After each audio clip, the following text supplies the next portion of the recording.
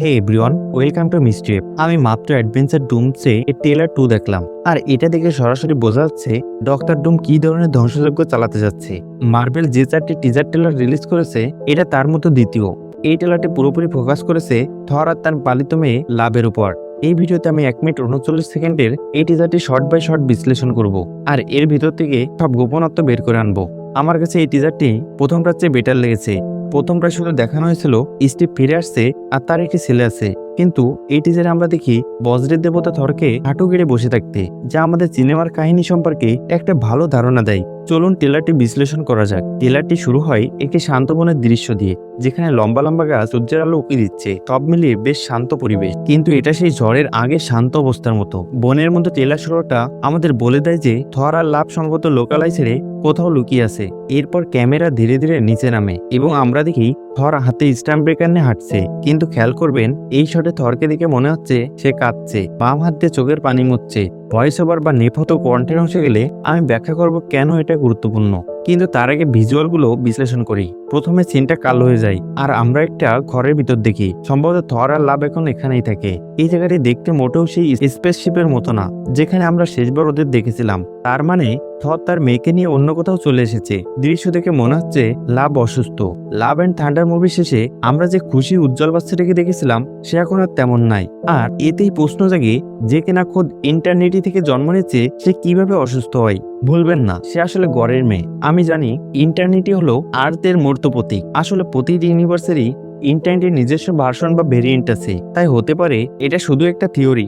Doctor ডুম multiverse নিয়ে খেলা করতে গিয়ে কোনোভাবে ইন্টারনেটকে দুর্বল করে ফেলেছে, যার ফলে লাভের শক্তির উৎস ক্ষতিগ্রস্ত হয়েছে, আর সেই কারণেই সে অসুস্থ হয়ে পড়েছে। কারণ থর লাভ অ্যান্ড থান্ডারের শেষে আমরা লাভের একটি হাসি খুশি চঞ্চল রূপ দেখেছিলাম, কিন্তু এই টিজারে তাকে দুঃখী দেখাচ্ছে। সে নিচের দিকে তাকিয়ে আছে আর আঙ্কেল থর তার কপালে চুমু খাচ্ছে।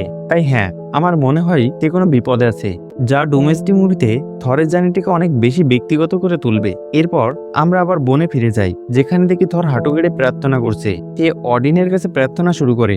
এখন থরের কথার অংশটি বলছি। সে প্রার্থনা শুরু করে এই বলে, বাবা, সারা জীবন আমি সম্মান, কর্তব্য আর যুদ্ধের ডাক শুনেছি। তার মানে শুরুতে আমরা বুঝতে পারছি থর তার নিজের বাবা ওডিনের কাছেই প্রার্থনা করছে। তারপর সে বলল, এখন ভাগ্য আমাকে এমন কিছু দিয়েছে যা আমি কখনোই চাইনি, একটি সন্তান, ঝড়ের স্পর্শহীন একটা জীবন।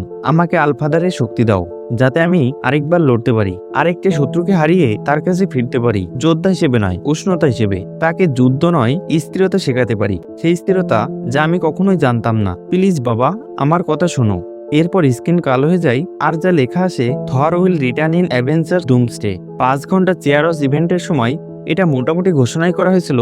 ক্রিস হেমসওয়ার্থ যে ফিরেছে, এটা নতুন কোনো তথ্য নয়, কিন্তু থরের প্রার্থনাটা অবশ্যই নতুন। একবার ভাবুন ডক্টর ডুম কতটা ভয়ানক হলে থরকে আক্ষরিক অর্থে হাঁটু গেড়ে বসতে হয়। তার মনোলগ ঠিক তেমন, যেমনটা আমি একজন দেবতার কাছ থেকে আশা করি। সারাক্ষণ শুধু জোকস বা কৌতুক করা নয়। অডিনের কাছ থেকে এই প্রার্থনাটা এটাই প্রমাণ করে যে আলফাদার অডিন কতটা অবিশ্বাস্য শক্তিশালী ছিলেন, বা এখনো আছেন থরের বিশ্বাসের মাধ্যমে। আমরা জানি অডিন শারীরিকভাবে আর এই গ্রহে নেই, কিন্তু তিনি মাঝে মধ্যে থরের প্রার্থনায় সাড়া দিয়ে তাকে সাহায্য করেন। র্যাগনারক মুভিতে তিনি এটাই করেছিলেন, আর ডুমসডেতেও আমরা হয়তো একই রকম কিছু দেখতে পাবো। তবে এবার হয়তো অডিন তার প্রার্থনার উত্তর দিচ্ছেন না, বরং লোকি দিচ্ছে, যে কিনা এখন গড অফ স্টোরেজ হয়ে গেছে, যা থর এখনো জানে না। এ নিয়ে আমি একটা অদ্ভুত থিওরি দিচ্ছি। এটা হয়তো একটু বাড়াবাড়ি মনে হতে পারে, কিন্তু প্লিজ আমার কথাটি শুনুন। খেয়াল করবেন থর বনের মাঝখানে আছে আর চারপাশে অনেক গাছ, আর লোকি কোথায় বসে আছে? আক্ষরিক অর্থে ইগড্রাসিল বা অল ট্রি এর মাঝখানে। মনে রাখবেন লোকি সিজন 2 এ লোকি টেম্পোরাল লুম বা সময়ের তাঁত ভেঙে ফেলেছিল। ওই লুমটা তৈরি করা হয়েছিল সবকিছুকে একটা স্যাক্রেড টাইমলাইনে বাঁধার জন্য আর বাকি সব মুছে ফেলার জন্য, মানে মানুষের স্বাধীন ইচ্ছা কেড়ে নেওয়া। তাই লোকি নিজেই সেই লুম হয়ে গেল, সে এই অল ট্রি তৈরি করলো, আর এখন মাল্টিভার্সের প্রতিটি ডালপালা নিজের খালি হাতে ধরে আছে। আর যেহেতু এই জায়গাটা সময়ের বাইরে, মানে এখানে সময় বা টাইমের কোনো অস্তিত্ব নাই, তা আপনি বলতেই পারেন লোকি ওখানে চিরকাল ধরে আছে, মানে সময়ের শুরু থেকেই। তার মানে অ্যাসগার্ডিয়ানরা সবসময় যে ইগড্রেসলের কথা বলতো তারা হয়তো অজান্তেই সবসময় লোকির গাছের কথাই বলতো, কারণ সে সবসময় ওখানেই ছিল। আমি চাই রুশো এই ব্যাপারটি তুলে ধরুক। আমি চাই থর শেষমেশ বুঝুক লোকি কত বড় হিরো হয়েছে। ইনফিনিটি ওয়ারে মারা যাওয়া লোকি নাই, বরং 2012 সালে পালানো সেই লোকি যে শেষ পর্যন্ত গড অব স্টোরিজ হয়ে উঠল।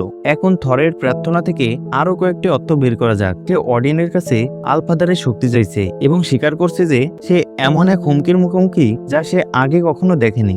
এটা থেকে বোঝা যায় ডুম এই লোকটাকে কতটা ভেঙে দিতে যাচ্ছে। লাভ অ্যান্ড থান্ডারের মতো থর এখানে ড্রামা করছে না, মানে ডুম এত বেশি বিশৃঙ্খলা আর কষ্ট দিতে যাচ্ছে যে থর বাধ্য হয়ে অডিন ফোর্সের জন্য ভিক্ষা চাইছে। অন্য কথায় কিং থর ডক্টর ডুমকে হারানোর জন্য যথেষ্ট শক্তিশালী হবে না, তাই সে এখানে আলফাদার থর হওয়ার জন্য প্রার্থনা করছে।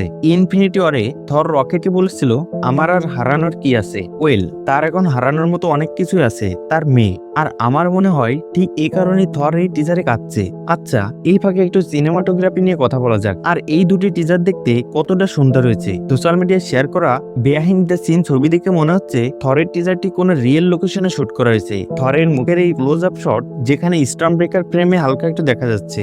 মার্বেল অফিসিয়ালি ইউটিউবে ট্রেলার আপলোড করেছে। এই ট্রেলারে অ্যাভেঞ্জার্স লোগোটি ঠিকঠাক দেখা না গেলেও এখন আমি নতুন অ্যাভেঞ্জার্স লোগোটি ঠিকঠাক দেখতে পাচ্ছি, যা মুভির প্লট সম্পর্কে আরো ইঙ্গিত দিচ্ছে। প্রথমত, এই জানালার মতো প্যানেলগুলো দেখতে প্রায় হি হু রিমেইনস এর চেম্বারের মতো, আর এই অশুভ সবুজ রং অবশ্যই ডক্টর ডুমের দিকে ইঙ্গিত করছে। তাই এটা হয়তো ভিক্টর ভন বুমের সিংহাসনের কোনো অংশ যা আমরা দেখছি।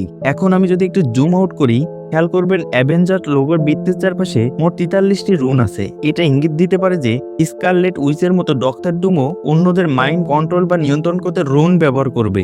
আর হ্যাঁ, কমিক্সে ডক্টর ডুম অ্যাডভান্স টেকনোলজি আর শক্তিশালী জাদু দুটোতেই ওস্তাদ। তার জাদুকরী ক্ষমতা এমনকি ডক্টর স্ট্রেঞ্জকেও টেক্কা দেয়। তাই ভাবুন, টনি স্টার্কের বৈজ্ঞানিক বুদ্ধি আর স্টিভেন স্ট্রেঞ্জের জাদু যদি এক করা হয়, সেটা হলো ভিক্টর ভন ডুম। এখন আমরা পরের সপ্তাহে ট্রেলার 3 এর জন্য অপেক্ষা করছি, যেটা শুনছি এক্স-ম্যান এর উপর ফোকাস করা হতে পারে। আর তার পরের সপ্তাহে আসবে ফাইনাল ট্রেলার। আমি সত্যি আশা করছি আমরা ডুমকে তার শুটে অন্তত এক ঝলক ঠিকঠাক দেখতে পাবো। কিন্তু আমার ভয় হচ্ছে মার্বেল হয়তো রবার্ট ডাউনি জুনিয়রকে পুরোপুরি ডক্টর ডুম হিসেবে এখনই দেখাবে না। এটা হয়তো ওপেনিং ডেতে বেশি দর্শক টানার আরেকটি মার্কেটিং ট্রিক হতে পারে। কিন্তু হ্যাঁ, আশা করি ফ্যান্টাস্টিক ফার্স্ট স্টেপসে যা দেখেছি তার চেয়ে ভালো লুক অন্তত দেখাবে।